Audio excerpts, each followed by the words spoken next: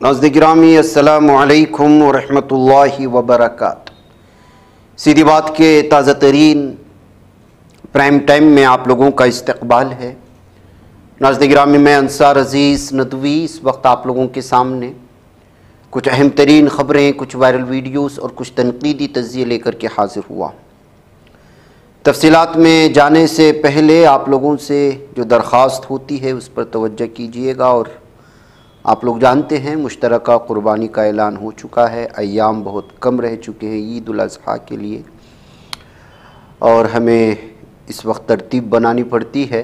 लिहाजा आप अहबाब में से जो लोग भी इसमें शरीक होना चाहते हैं, अपना हिस्सा शरीक करना चाहते हैं, गरीब पहाड़ी इलाक़ों के यतीमों के लिए, बेवाओं के लिए, वो व्हाट्सएप करें और उसमें आप लोगों के लिए जो है तफ़सीलात फ़राहम की जाएगी। पहले दिन वाले थोड़ा सा जल्द ही नाम दर्ज करवाएं तो बेहतर रहेगा।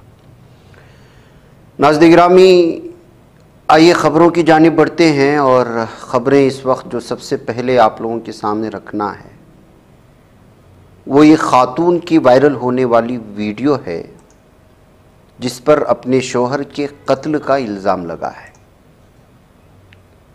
लेकिन उसने जो आर्ग्यू किया है जज के साथ, 60 साला खातून, पेशे से प्रोफेसर, और उस पर इल्ज़ाम लगा कि वो अपने शोहर को इलेक्ट्रिक शॉक देकर के मर्डर किया है। और ये मामला इस वक्त अदालत में चल रहा है। अदालत में ख़ुद के डिफेंस में वकील रखने के बजाय ख़ुद ही डिफेंस बन गई और उसने इस सिलसिले में एक थ्योरी जो बयान की है वो इस वक्त पूरे भारत में अलग अलग तबसरों के लिए वीडियो वायरल हो रही है। इस खातून का नाम है ममता पाठक, 60 साल इसकी उम्र है। मध्य प्रदेश के जबलपुर बेंच में जो हाई कोर्ट है, हाई कोर्ट का जो जबलपुर बेंच है, वहाँ पर इसकी सुनवाई हो रही है। इस दरमियान में जज उनसे कहता है कि आप पर अपने शौहर के कत्ल का इल्ज़ाम लगा है और वो इलेक्ट्रिक शॉक देकर के मारा गया है। और इस सिलसिले में डॉक्टर की जो पोस्टमार्टम रिपोर्ट आई है वो इसी बात की गवाही देती है। तो पोस्टमार्टम में इलेक्ट्रिक शॉक के लगने की वजह से हलाकत की जो खबरें हैं और जो बात बताई गई डॉक्टर की जानिब से, उसका तोड़ किस तरह पेश करती है। जाहिर सी बात है कि ऑनलाइन हो रहा था तो ये वीडियो इस वक्त अलग अलग तबसरों के साथ शेयर की गई। किसी ने लिखा कि मुझे नहीं पता कि ये खातून वाकई में अपने शौहर का कत्ल की है नहीं की है, लेकिन जिस अंदाज में वो डिफेंस कर रही है उस पर लगने वाले इल्ज़ामात को, वो काबिल तवज्जो हैं। और वो जो दलाइल दे रही है, अलग अलग थ्योरी बयान जो कर रही है, वो भी काबिल तवज्जो है। ये कहते हुए इसको शेयर करने की कोशिशें हुई है। किसी ने लिखा कि मैं समझा था कि ये वीडियो किसी फ़िल्म की कोई अदाकारी का मंज़र है, लेकिन ये हकीकत है। ये सुनकर के बड़ा हैरान हूँ। और भी मुख्तलिफ़ लोगों ने इस वीडियो को शेयर करते हुए अलग अलग तबसरे किए हैं। आपको ये देखना चाहिए, देख लें। आपके ऊपर आरोप ये है कि आपने अपने पति का इलेक्ट्रोक्यूशन से मर्डर कर दिया। जी। जो पोस्टमार्टम का डॉक्टर है जी, उसने कैटेगरिकली कहा है कि वो जो डेथ थी उसमें इलेक्ट्रिक शॉक के निशान थे। In the postmortem room it is not possible to differentiate between the thermal burn mark and the electric burn mark. Current flow होता है, volatilization of the atom, tissue में trace particles of the metal deposit हो जाते हैं। तो जब lab में जाता है तो उसको टिश्यू को, बर्न मार्क को क्या करते हैं, निकाल लेते हैं और जो वो पार्टिकल्स रहते हैं मेटल, उनको अलग कर लेते हैं, फिर उनको घोल लेते हैं HCl या नाइट्रिक एसिड में और रिएक्शन करते हैं कि वेदर दे आर एल्युमिनियम या कि आप केमिस्ट्री के प्रोफेसर हैं? जी जी जी जी सर। तो सर ये एक्रो रिएक्शन से ही डिस्टिंक्ट हो पाएगा कि whether it is thermal burn mark या कि इलेक्ट्रिक बर्न मार्क। तो सर उन्होंने पोस्टमार्टम रूम में उन्होंने कैसे कह दिया कि ये इलेक्ट्रिक बर्न मार्क है, नहीं मालूम। नाज़रीन गिरामी, आजकल दोस्तियाँ, यारियाँ, इस दिवाजी ज़िंदगी बड़ी हसास मालूम होती है, क्योंकि आए दिन इसमें पैदा होने वाली दरारें या गलत किस्म की रिश्तेदारी रखने की वजह से भी सूरत हाल बिगड़ जाती है और ज़िंदगी के मसाइल में जूझता हुआ इंसान वो अलग अलग फ़ैसले लेना शुरू कर देता है। अब देखिए, एक खबर आई है, सिंगापुर से बताई जा रही है, यहाँ पर बीवी ने अपने शोहर को ऊपर फ्लोर से धक्का मार दिया। वजह सिर्फ उसकी ये थी कि उसके साथ, उसके शोहर के साथ काम करने वाली फीमेल कुलीग, उसने उसको बेबी, यानी बड़े प्यार से उसको बेबी के नाम से पुकारा। तो नतीजा क्या निकला, वो इस वक्त वीडियो अलग अलग तबसरों के साथ शेयर की जा रही है। दरअसल बीवी गुस्से में थी कि अपने शोहर को उसकी फीमेल कुलीग किस तरह से बेबी कह सकती है, और उसने जो है ज़ोर ज़ोर से चिल्लाना शुरू कर दिया और बताया कि मैं पूरी दुनिया को दिखाना चाहती हूँ कि तुमने किस तरह मुझे धोखा दिया। कहते हुए ये वीडियो जब मुख्तलिफ़ तबसरों के साथ शेयर की जाने लगी तो जाहिर सी बात है कि जब इस तरह की ख़बरें आती हैं तो उसकी मीम्स भी बनते हैं और फिर जो है सबक और इबरत के तौर पर भी इन वीडियोज़ को शेयर करने की कोशिशें होती हैं, जिस पर इस वक्त तबसरों की भरमार है। महाराष्ट्र की मुस्लिम बस्ती पर चलने वाले बुलडोज़र पर मुंबई हाईकोर्ट ने आर्जी तौर पर इस वक्त रोक लगाई है। महाराष्ट्र के गंजान मुस्लिम आबादी वाले शहर मालेगांव के सैकड़ों मकीनों को आज मुंबई हाईकोर्ट ने आर्जी राहत देते हुए कॉरपोरेशन की जानिब से घर खाली करने के नोटिस पर न सिर्फ स्टे दे दिया बल्कि तहसीलदार की सरजनिश भी की कि उसने सिर्फ गरीब तबके से ताल्लुक़ रखने वालों को ही झोपड़ी खाली करने का नोटिस दिया है, जबकि किले के अंदर चल रहे मराठी स्कूल, जिमखाना और टेनिस कोर्ट को नोटिस क्यों नहीं दिया। हाईकोर्ट की बरवक्त मुदाखलत से मुस्लिम बस्ती पर चलने वाला बुलडोज़र फिलहाल रुक गया है। मुंबई हाईकोर्ट की 2 रुकनी बेंच के जस्टिस गौरी गोडसे और जस्टिस सोमेश्वर सुंदरेशन ने तातीलाती बेंच पर मुकदमे की समाअत की, जिसमें किला झोपड़पट्टी के नाम से मशहूर मुस्लिम बस्ती को खाली करने का कॉरपोरेशन ने नोटिस दिया था। 100 से ज़ायद गरीब मकीनों ने हाईकोर्ट में तहसीलदार की जानिब से जारी किए गए नोटिस पर स्टे की अदालत से गुजारिश की थी। 2 दिन कबल तहसीलदार ने नोटिस की तकसीम की थी और 31 मई तक झोपड़े खाली करने का हुक्म दिया था। तो नाज़रीन गिरामी, आपको मालूम होना चाहिए कि इस वक्त मुस्लिम स्लम बस्तियों को चुन चुन करके निशाना बनाने की कोशिशें हो रही हैं और उनको जो है बेघर करने की भी कोशिशें हुई हैं। इसी दरमियान में दिल्ली की भी वो ख़बर आप लोगों को पहुँची होगी, जहाँ पर जो है जामिया नगर में इन्हिदाम के नोटिस के ख़िलाफ़ जो है आज थोड़ी सी राहत यहाँ के मकीनों को भी मिली है। जी हाँ, कौमी दाल हुकूमत के जामिया नगर में कुछ मुबैना गैरकानूनी अमलाक को मिसमार करने के ख़िलाफ़ एक अर्ज़ी पर अगले हफ्ते समाअत करने पर राज़ी हो गया। चीफ जस्टिस BR गवाई और जस्टिस ऑगस्टिन जॉर्ज मसीह पर मुश्तमिल बेंच ने इब्तिदाई तौर पर वकील से कहा कि वो शहरी हुक्काम की तरफ से इन्हिदाम के नोटिस के ख़िलाफ़ दिल्ली हाई कोर्ट से रुजू करें। CJI ने कहा हाई कोर्ट जाएँ। इस पर अर्जी गुजार के वकील ने कहा कि अदालत का हुक्म था कि 15 दिन का पेशगी नोटिस दरकार है, लेकिन यहाँ एक नोटिस चस्पा किया गया और उसमें कहा गया कि हमें बेदखल करना चाहिए। 26 मई को नोटिस चस्पा किया गया। वकील ने कहा, उन्होंने मज़ीद कहा कोई समाअत नहीं हुई, अगर ये सुना जा सकता है तो हमें कुछ सहारा मिल सकता है। इसके बाद बेंच ने अर्जी की समाअत अगले हफ्ते पढ़ने पर इत्तेफाक कर लिया। वाज़ेह है कि हाल ही में हुक्काम ने दिल्ली के वोकला के जामिया नगर इलाके में उत्तर प्रदेश के महकमे आबपाशी की ज़मीन पर तजावुज़ात का हवाला देते हुए कई मकानात को मुनहदिम करने के नोटिस जारी किए थे। ओखला खिज़र बाबा कॉलोनी में तजावुज़ात किए जाने की बातें सामने लाते हुए सूरत हाल है। बहरकैफ नाज़रीन गिरामी, आप जानते हैं पूरे भारत के मुख्तलिफ़ रियासतों में इस वक्त जो है जिस तरह से इस्लाम कॉलोनियों को निशाना बनाना और गैर कानूनी कहते हुए मुसलमानों को निशाने पर लेने की जो कोशिशें हो रही हैं, बिलखुसूस दीगर इलाक़ों से या दीगर रियासतों से आने वाले मुसलमान हो या मज़दूर तबके के मुसलमान हो, इस तरह अलग अलग इलाक़ों में बस्तियाँ बसा लेते हैं और कई कई साल जो है वो मज़दूरी करते हुए शहरों में रिहाइश पजीर होते हैं। ऐसे में ज़ाहिर सी बात है कि कई कई साल अगर किसी एक इलाके में रहते हैं तो कानून भी कहता है कि वो ज़मीन उनके हवाले होनी चाहिए, लेकिन ये सिटी और कॉरपोरेशन और बल्दिया और म्यूनसिपल और न जाने अलग अलग तरह के क़वानीन हैं, जिसके चलते जो है बार बार इस तरह की बातें सामने आती हैं। बहरकैफ लेकिन ज़ाहिर सी बात है कि सिर्फ मुस्लिम कॉलोनियों को, मुस्लिम इलाक़ों को निशाने पर लेने की वजह से इस पर जो है ज़्यादा तबसरे शुरू हो जाते हैं। नाज़रीन गिरामी, भारत की अंदरूनी कहानी कुछ और है, लेकिन मीडिया सिर्फ हिंदुस्तान, पाकिस्तान और न जाने क्या क्या दिखा करके आपको इस दुनिया से किसी और दुनिया में ले जाने की कोशिश करता है। बर्थ सर्टिफिकेट हासिल करना हर शख्स की उसकी अपनी अपना हक़ है, लेकिन सरकारी एतबार से इदारे कुछ आज घर का टैक्स अदा करने के लिए भी जाना पड़ता है, तो जो दरमियान में रहते हैं उनको खिलाना पड़ता है रिश्वत। आज अगर म्यूनसिपल कॉरपोरेशन बल्दिया में छोटा सा छोटा भी काम कराना पड़ता है तो एजेंटों को खिलाना पड़ता है। एजेंट खुद भी नहीं खाते, जो उस कुर्सी पर बैठे हुए होते हैं उनको भी खिलाते हैं। कुछ लोग काम जल्दी कराने के चक्कर में ज़्यादा खिलाते हैं, कुछ कम खिलाते हैं, लेकिन सरकारी दफ्तर में जो कोई भी काम होता है आजकल वो सिर्फ और पैसों से, ज़्यादातर गरीबों को लूटा जाता है।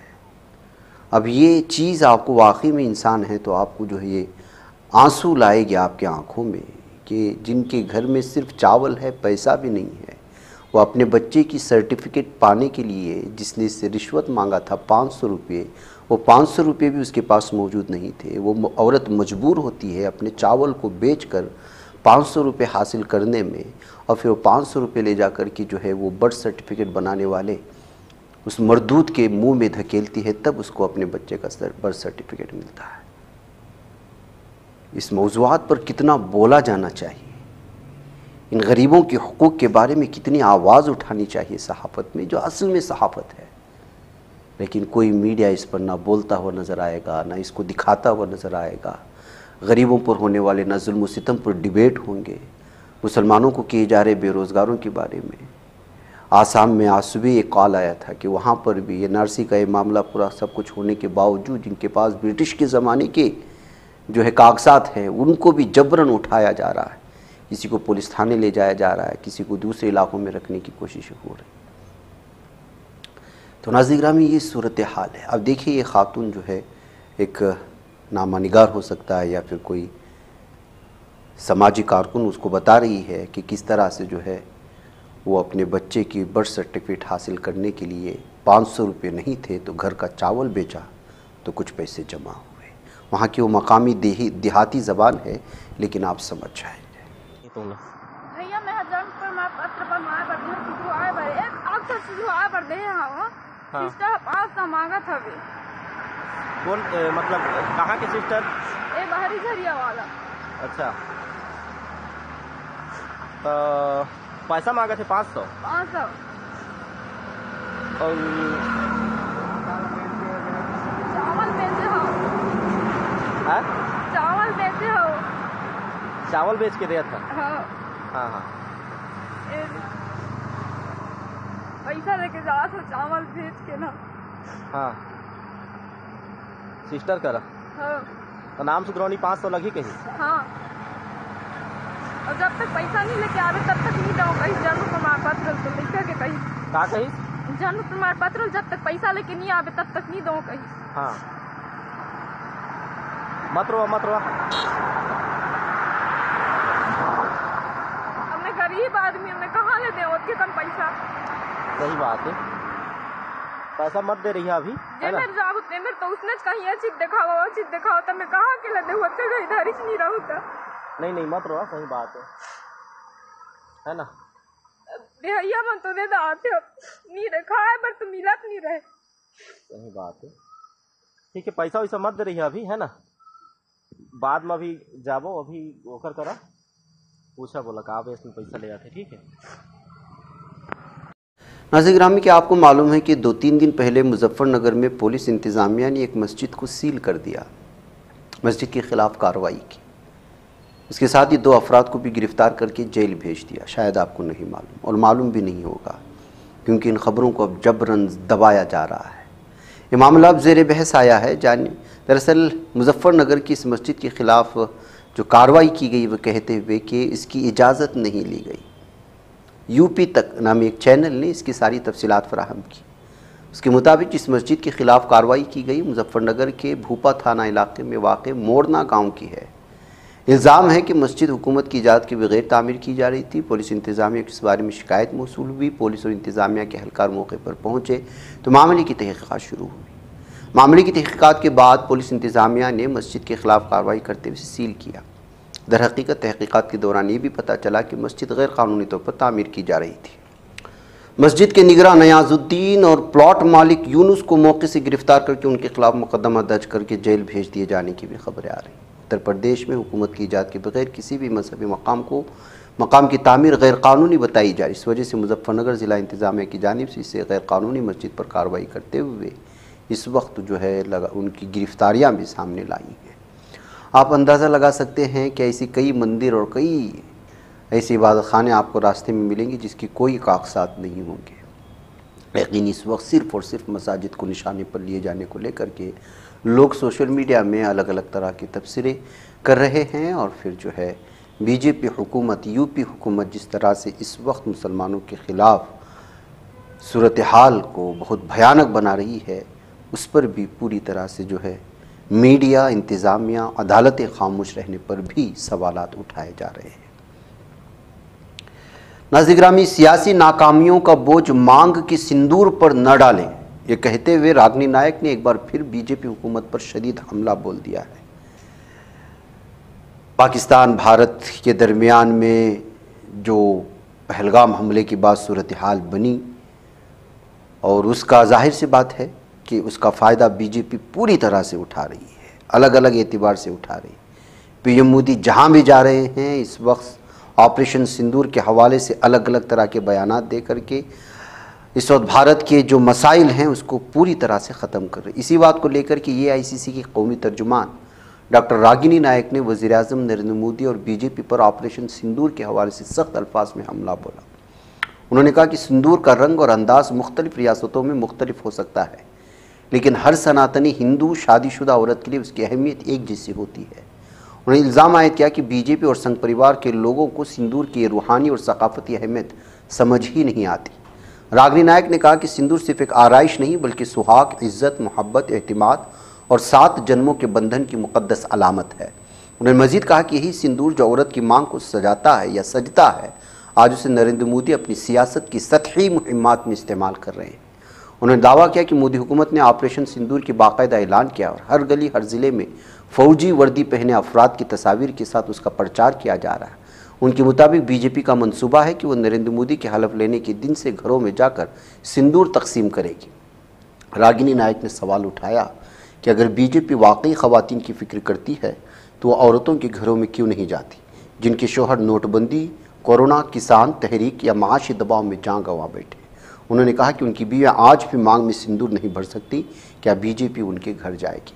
तो नाज़रीन गिरामी, ज़मीनी सतह के हक़ाइक़ को सामने लाने की कोशिश हो रही है और ऑपरेशन सिंदूर को जिस तरह से बीजेपी इस्तेमाल कर रही है और फिर फ़ौजियों का जिस तरह से इस्तेमाल कर रही है, भारत और पाक में होने वाले जंग को और उसमें होने वाली कामयाबी को जिस अंदाज़ में इस वक्त इस्तेमाल कर रही है, इससे हर एक नाला है। सवालात उठाए जा रहे हैं लेकिन उसके जवाबात नहीं दे रहे। ऐसे में इस एक बार फिर राठौड़ की एक वीडियो, नेहा सिंह राठौड़ की एक वीडियो फिर से वायरल शुरू हो गई।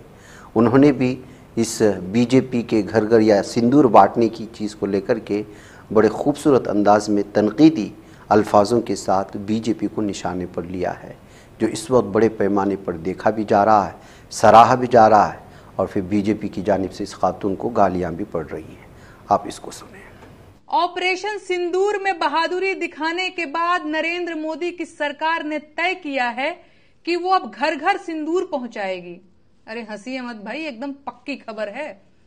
पाकिस्तान के सामने इस सरकार की वीरता और ज्यादा जाहिर हुई होती तो ये लोग घर घर जाकर सिंदूर के साथ बिंदी, बिछुआ, महावर, नेल पॉलिश, जूड़ा और कंघी भी बांटते, तीज खिचड़ी भी पहुंचाते।